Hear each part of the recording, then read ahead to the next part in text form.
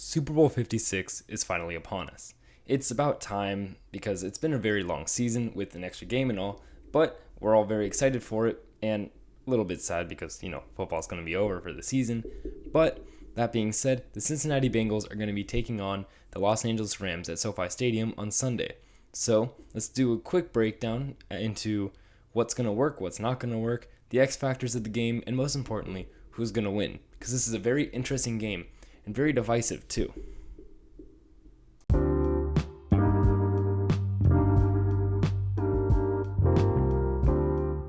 What's up, guys?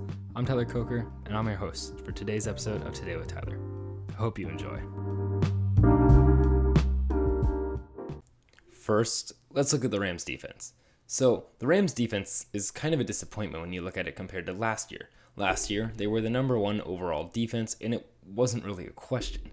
Now, they're not even top 5, really. The secondary has kind of been shredded, as they have safety injuries and lost both Troy Hill and John Johnson over the offseason, which really hurt them. But they have Eric Weddle, and he's doing fairly well, but that's only 2 players. And especially number 11, Darius Williams, is their corner too. And to say it nicely, he's a little bit of a liability. He's someone you notice doing poorly on film, and especially when you're watching on the broadcast view.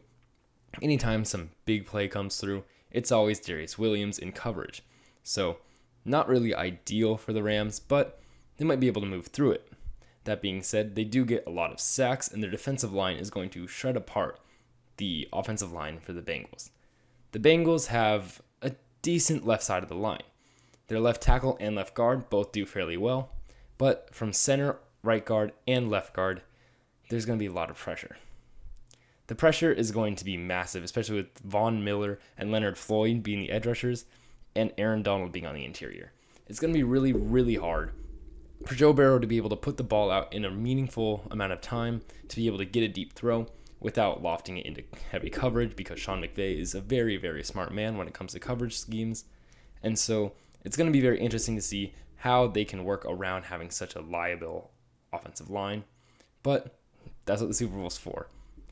The offense is very hot for the Bengals as well as for the Rams, so it really does come down to defense, which is why this episode's only going to focus on defense. The defense for the Rams, obviously, is okay, but they really are going to have to step it up in coverage if they want to win. That being said, so did the Bengals. The Bengals let off 10 more yards per game than the Rams, and the Rams already let off 240. So, not necessarily ideal numbers coming from them, but we'll take what we can get, and it kind of worked against the Chiefs, so why not keep trying your thing? Luckily, both teams have very high pressure rates, which won't really benefit the Bengals that much because the Rams' offensive line is so good, but there's still a chance that the Bengals are going to be able to squeak out a good defensive play because their offense is so on fire. I see them very similar to the Chiefs in a lot of ways. Explosive offense, not too much of a run game, but the run game is better than the Chiefs. The Chiefs, unfortunately, do have a better O-line, but they rely on explosive plays, and honestly, I see them more consistent, and their defense is very roller coaster-like, where it's up and down, up and down. So it's going to be interesting to see how their defense plays out, and that's kind of the main part of the game. With the offensive line being so weak, it does come down to a battle of the trenches. The trenches are going to be the winning and losing factor for the game, so I'm excited to see what happens. Thank you for listening.